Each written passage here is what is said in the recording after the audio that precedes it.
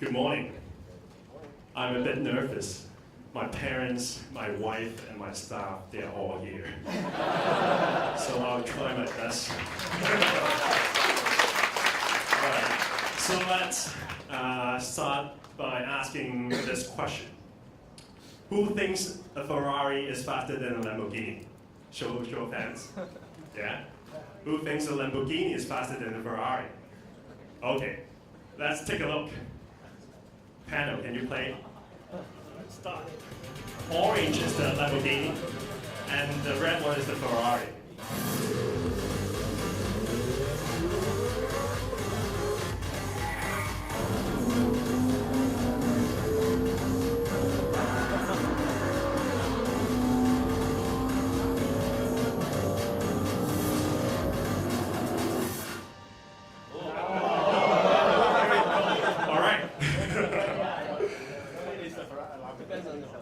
That's a Lamborghini, won by 0.0001 second. And this photo here is Virtual Lamborghini. He's the founder of Lamborghini. And he was from a farming family, but his interest wasn't in agriculture. He was a mechanic. And he started a company that he modified the soldier's truck into a farm tractor. And that's how he gained his first $1 million. And in the 1950s, he owned a GT 250 Ferrari. And he was frustrated about the clutches and also the gearbox of Ferrari. So he asked the auto shop to fix the issue for him. But then, they just couldn't fix the problem. So one day, he drove his Ferrari down to Modena in Italy and met Mr. Ferrari, Enzo Ferrari, and he complained about the issue. And Mr. Ferrari replied and said, "Why don't you go back to your farm and take care of your farm factor and let me do the supercars?" So Lamborghini was very frustrated. He went home, he modified his own Ferrari. He made his own Ferrari a faster car, a more powerful car, a more stable, and a noisier car. So 3 years later, he started his automobile company, the Lamborghini. To me, I think this person is a true entrepreneur because he challenged the top 5%. And he created a value for the market. He solved his own problem, and he also created a world-class car. That's the Lamborghini. And this is one of my dream cars. Not the Ferrari, not the Ferrari. It's the Lamborghini. All right, so back to myself. In 2001, I joined this company, Ogilvy, one of the best and the most money-making advertising company in the world. And this photo is David Ogilvy. And David Ogilvy, in the first day of my orientation at Ogilvy, they show us this slide. And it says, if each of us hires people who are smaller than we are, we shall become a company of dwarfs. But if each of us hires people who are bigger than we are, we will become a company of giants. David Ogilvy. And I was thinking, if that's the tiny one, the CEO, then the COO of this Russian door, then I should be the one standing behind the big door, right? Because I was the junior executive, and I was the most junior account executive in the company. And why would they only pay me 8,000 Hong Kong dollars per month? I just couldn't figure out the numbers. And my annual salary was about $96,000. I wouldn't even need to pay the tax in Hong Kong because we're the 100,000 tax-free, right? So after working in Ogilvy for 2 months, I saw this news right in my office. I was looking at the TV and I just thought, well, life is just too short. And I asked my boss this question: how long would it take me to become a group account director? And she answered me, oh, maybe 8 to 10 years. And I asked again, how long would it take me to become the managing director of Ogilvy? And she said, the legend in the entire advertising industry was our boss, Michael Wong. And it took him 15 years. So 2 days later, I resigned.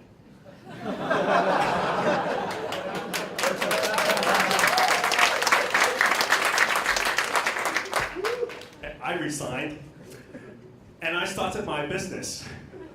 This is a business center in Cheung Kong Center.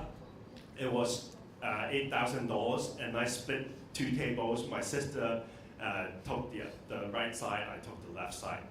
And I bought a laptop, but I didn't know what to do. I just wanted, to do something myself. And I started a company named New Digital Noise, which is NDN stands for. And, of course, in Central, I party a lot.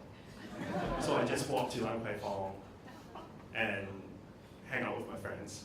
And one day I met the son of Alan Zeman, Jonathan Zeman, and he told me that every Wednesday and Thursday, they have no customers in the venue.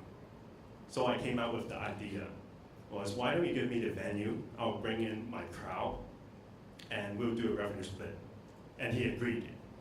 So we came up with all these Thursday nights, ladies' nights, guys' nights, and we organized parties. I still remember 2 months after I left Ogilvy, the first event party I had, I brought in all my university classmates. We had a big party. I had 1,400 people lining up in front of the club, and each of them paying $350. And in just one night, we gained $500,000. And divided by 3 of us, 2 of my friends, I earned 150,000 Hong Kong dollars, which is 20 months working in Ogilvy. So after a year, I felt very tired because we have been drinking a lot. And I realized that it is almost impossible to have a life in Lan Kwai Fong forever. So I decided to shift, and I thought of this idea. I named it the New Digital Ad. It is actually a digital screen. It is a security device. Suppose you can touch screen, and the black thing below is a smart card that you can tap the card and open the door. And the manufacturing company, they couldn't sell the device. So I asked them to modify whether they could play MPEG 2 and MPEG 4 videos. Because in a clubs and bars environment, we would only see advertisers, such as the cigarettes and the alcohol beverages. So I didn't have enough money to support the display, so I asked for a loan that I paid them $400 per month to rent it and place it in the clubs and bars. And I started my portfolio and calling in clients. And we were lucky enough that we had big clients like the Nokia, Canon, Fidel Sassoon, PCCW, and K-Swiss, etc., and etc. And from 15 locations, we grew up to 80 locations in the Lan Kwai Fong area and the Soho area. And the problem came out because myself and my partner, we weren't able to upload it took us about 13 hours to upload all the display screens. And all these owners, they won't go to work until 6 in the afternoon. So we need to spend the late nights in uploading the videos and uploading the contents. Then I came out with the idea was actually having remote update. So I went to PCCW. I went to Navigator. Anyone from Navigator? PCCW? No, okay, I can tell a little bit more about this. So Navigator came to us and said they are willing to partner with us, but they would want to take over the content and the advertising and give us back 15% commission. And I was like, this is our platform. Shouldn't you pay me advertising dollar and I rebate you 15%? And we just didn't work out the business negotiation. So I went to Intel and Wi-Fi Zone. We had a joint venture and we renamed the platform called the Hot Media. And this was the time when Wi-Fi Zone just started and they only have 15 wireless hotspots in Hong Kong.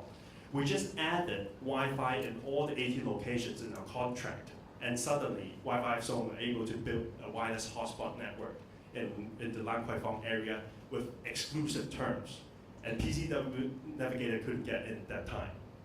And we also offer wireless update to our display contents, but at the same time, users will be able to use their mobile and during those days were laptops using the wireless internet. Then SARS came in 2003, and we had 20 displays in Soho. 18 of the restaurants and bars closed down without giving us a notice.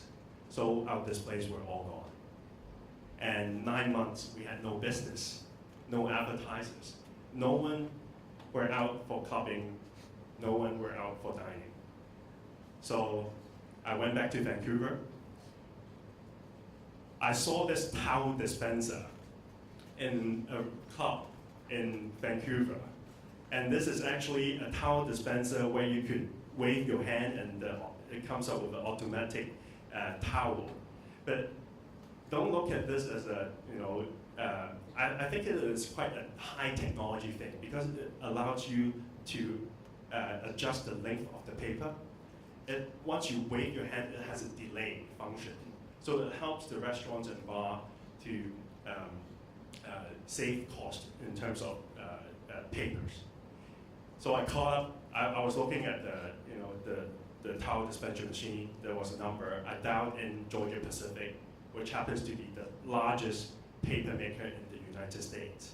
And I asked for exclusivity that we are having SARS in Hong Kong, and can I be the agent or be the distributor for your company? And they just gave us. This international director said, you are the first one in Hong Kong out of the 7 million people calling us, so let's do it. So, okay, then I just took the rights. We are still around, if you have seen it. We have clients, we have 144 clients in Hong Kong, still surviving. We are not expanding, but we are still selling papers. And this machine helped Times Square, Hong Kong Times Square, save 50% of the paper costs every year. So for your information, they sell 1.5 million, they spend 1.5 million Hong Kong dollars for these toilet papers, and we help them to save 50%, which is 750,000. Then on the other side, I carry on the display screens. This time, I came back, and I thought we should tailor-make and make bigger screens instead of this small, tiny 6.4 inch.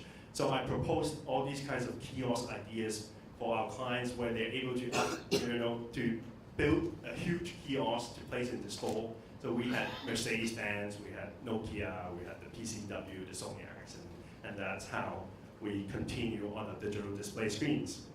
And one day, I met the boss of California Red. They owned 24 KTV chains in Hong Kong. And I brought him the towel dispenser. But then the boss said, your papers are too thick and it would stuck my toilet. So no, I'm not interested. So I showed him our digital display network in the clubs and bars. And Mr. Locke, Anthony Locke, which is the boss of California Red, they are very interested about the advertising network.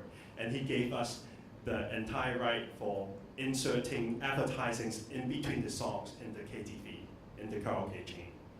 And that was the time when our revenue shoot up from 160,000 Hong Kong dollars to 16.5 million. Then because of California Red, I went to Pacific Coffee. That was the time when Chevalier Group acquired Pacific Coffee. And we helped them to come up with the entire digital media network. And we installed 70 shops in Hong Kong, 12 in Singapore, and 4 in Shanghai. And we helped them to run the contents, bring in advertisers, promote it as a coffee channel. And that was an exclusive coffee channel because Starbucks wouldn't allow advertisers to have promotions inside Starbucks. That's the Seattle rule. So all the advertisers came to us because we have the KTV, we have the coffee shop. Then in 2006, we went into McDonald's. That was the time when McDonald's came out with the 24 hours concept because in Hong Kong, we already had 210 McDonald's, and with 200 million traffic every day. In order for them to increase the revenue, they need to extend the hours. So they came to us and asked for a tender. Our major competitor was once again PCCW and Navigator. And PCCW asked me, McDonald's asked me whether we are able to provide a 20 minutes free Wi-Fi with the display screens. And within 20 seconds, I replied, yes, no problem. We are small, we are flexible. And they asked the same kind of question. They asked Navigator, and it took them 4 months. So we won the deal. And we installed our digital display network in McDonald's. And a lot of my friends would ask, where did you get all the money to invest all the digital screens? It cost you hundreds of thousands and millions of dollars. And in fact, we didn't have enough money to invest all the McDonald's with hundreds of displays. So I went to Sony Bravia and I struck a deal. Because in Sony, each of the display screens, it cost 15,000 Hong Kong dollars. But every year they would have exhibition. All the displays shown in exhibition, it would be half price for the staffs. So it's $7,500. And I struck another deal. I said, we don't have enough money. I would only afford to, we can only pay $2,500. But the rest of the $5,000 will convert into advertising dollar for all the Sony products. Sony Bravia, Sony Walkman, Sony TV, and so on. So we built our network by buying these displays at a very, very low cost. And that's how we manage our digital display network.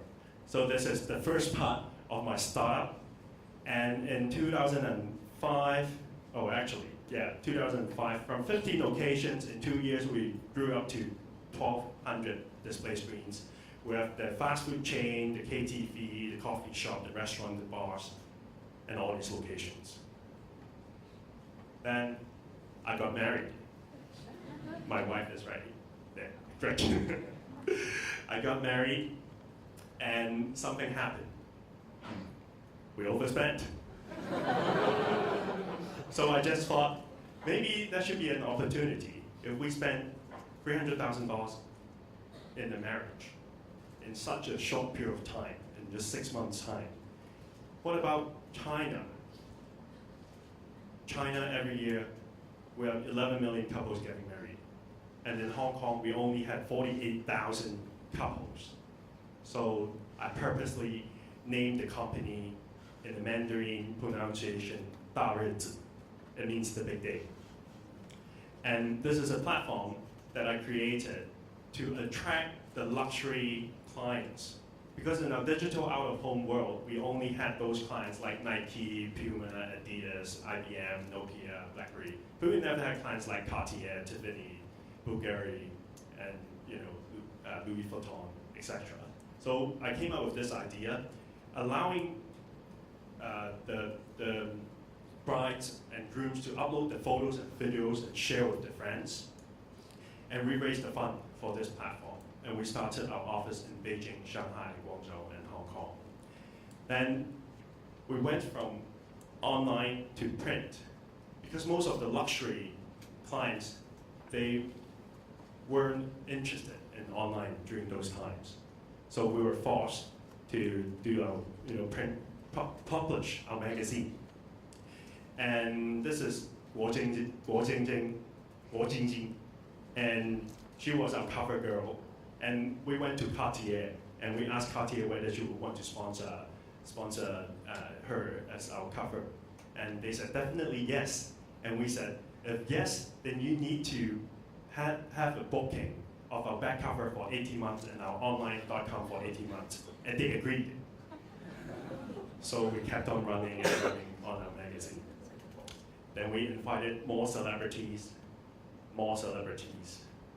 and more celebrities. So in the same year, in 2007, I started another company, because one side is the wedding, the other side is the mobile. So I started Hotmob. Hotmob is a mobile advertising company. It's a joint venture company. The logo, HOT, hot, is orange, as our company. MOB is the green color, which is green tomato, one of the leading mobile company. They built an engine, but they didn't know what to do with it. And we had all the advertisers, so we thought maybe we should build a mobile platform on advertising.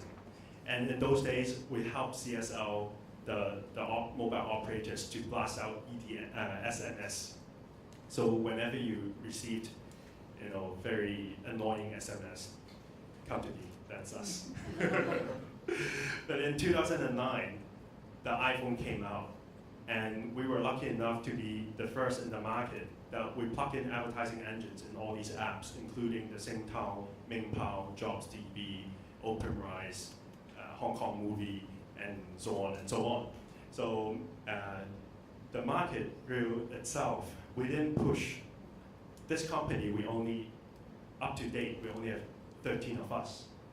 And from 10 million mobile impressions, we grew to 3 billion in just 3 years' time.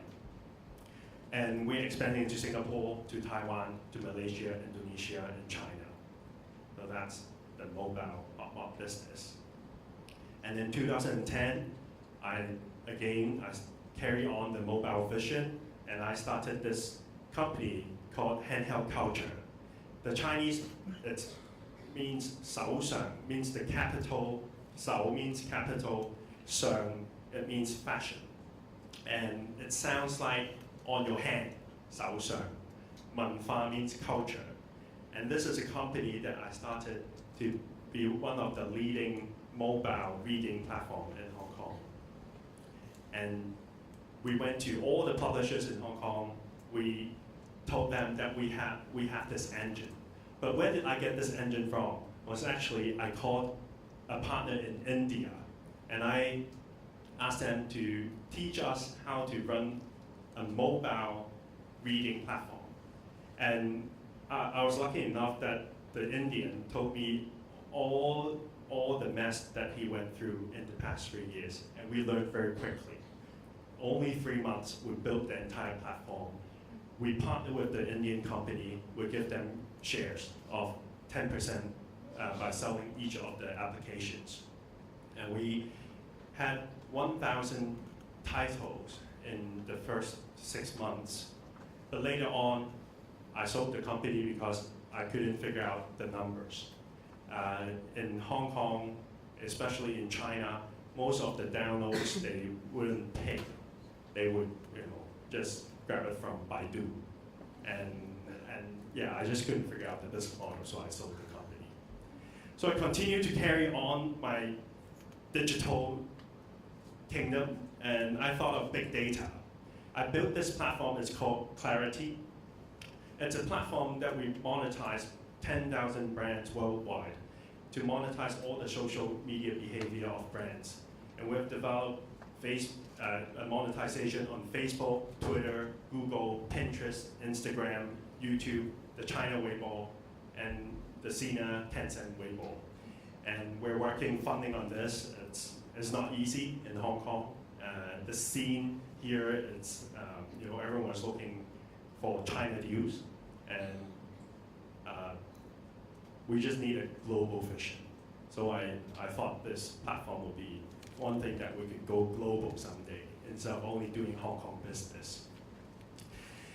Then this is a very interesting story. In 2011, 2 gentlemen came to me, Daniel and Sunny, and they said they built this platform called Hong Kong Good Job. Without the S, it's hongkonggoodjob.com. And they built this network for helping friends to find jobs.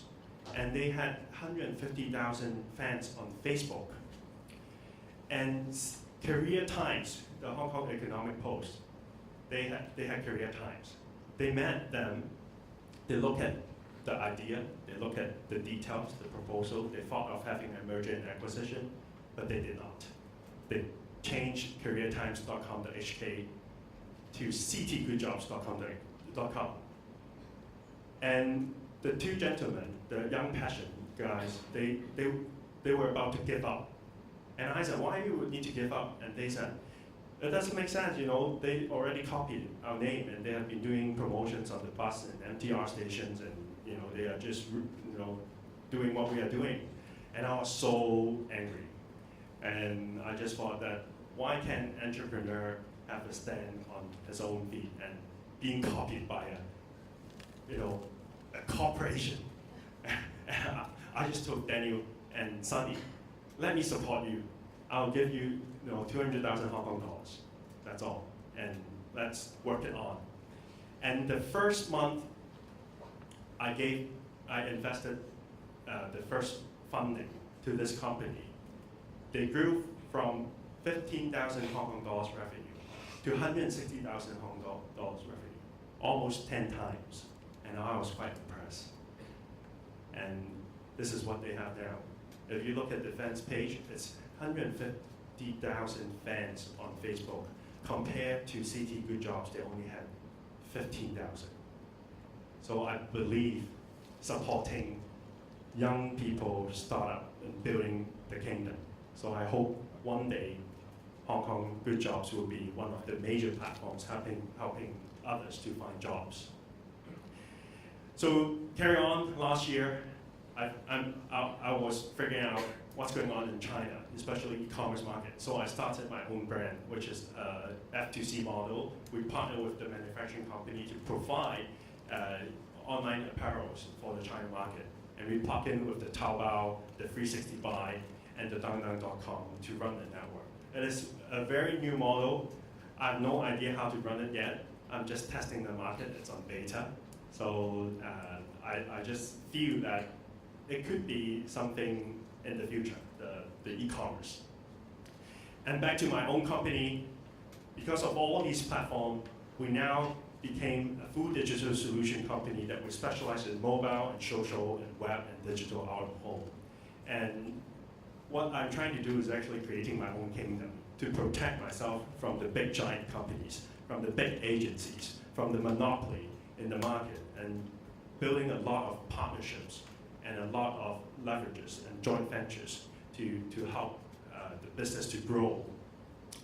And with all the companies, we serve about 1,000 brands, locally and internationally. And this is the 4 Lamborghini word that I would like to express, which is fast, steady, power, and noisy. The first one, in terms of fast, I think we are in the days, in the decade that it's very challenging. Information is overfull, and we need to be fast in terms of knowing the trend, be innovative, be creative, be the one who is creating value, and also have a market penetration. But at the same time, we need to be steady, because when I started, when I grew so fast, it didn't work out for me because I don't have a strong foundation. I didn't find a profit model, or I couldn't create a strong cash flow. So I believe being steady, having a good foundation is very important. Then the next is about making noise in the market, make the market recognitions. That's why we won 40 awards in the past, and making sure that our clients would know that we are something, we are not just a small startup. And also, I always encourage my team to set high benchmark and also be noisy, make noise in the market. Just like a Lamborghini flying through the street and you would, just, hey, what's going on with this guy, crazy. That's good, because that's jealousy. So we make noise for jealousy. And the last part is the power growth. We always think of 10 times growth in this digital world. We don't think of 5% growth anymore. We don't think of 10%, 30%. It's 100%, 1,000% growth. And leverage. Leverage is the most important thing in these days. We need to leverage our partners, our joint venture partners, our vendors, our clients, our enemies. And I have this term, it's called frenemies. Your enemies could be your friend. So a lot of my partners are all actually my enemies, my competitors. And I think that's a way to grow. And also focus. You would say that I'm not focused, but I'm quite focused in the digital field. And I'm quite focused in building more businesses. So I think finding the right people to focus on each of the individual businesses is quite important. and be the leader in the field, in your own field, and be world class. I think that's the word, being world class, and do the best that you can do. So by wrapping up the presentation, I think it's really important to win by 0.00001 second or percent. And this is what Mr. Lamborghini did to win the Ferrari. So thank you, and never give up.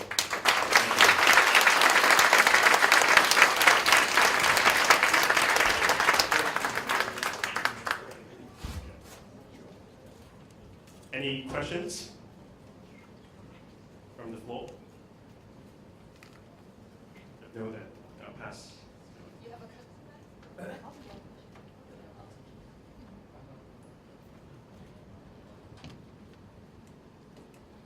Yeah, I feel that I have met you back to 2007, and because you have doing so many different kind of business, I would like to know how can you manage a partnership?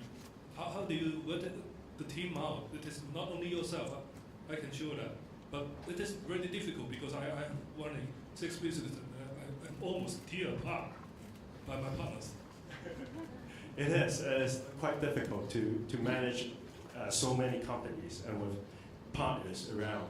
And in fact, in 2010, I screwed up with 3 of my partners just because I just couldn't stand the relationship. And that was my downfall in 2010. Then I figured out that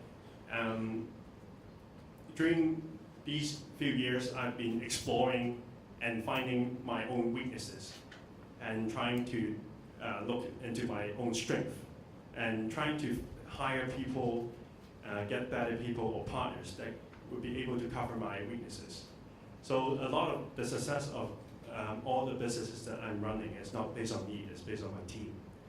But I've been always standing in a position that I wanted to be a visionary and a creator, but not the CEO and the operator of the company.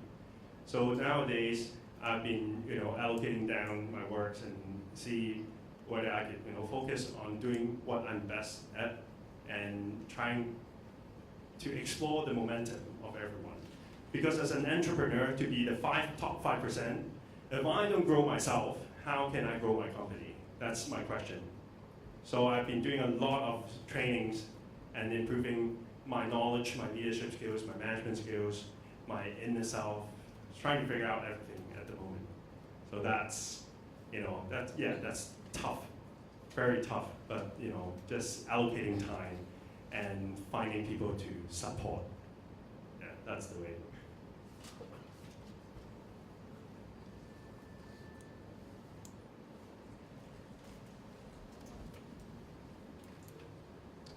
Hi, my name is Fernando Diaz. I just arrived from London, so I'm really enjoying this conversation. Welcome to Hong Kong. Thank you. One of the things you've done in the past is invest in other entrepreneurs, which I think is one of the key success stories to actually build an ecosystem. Now, are you doing that more? You think you would like to do that more? That obviously will leverage your resources as well. Is that a good way for Hong Kong to move forward? It is. In fact, I personally invested into 3 startups myself, and I think what we're missing here is actually a vision. Most of the startups in Hong Kong in the past old days, not now. CoCoon is a great place that we find great people.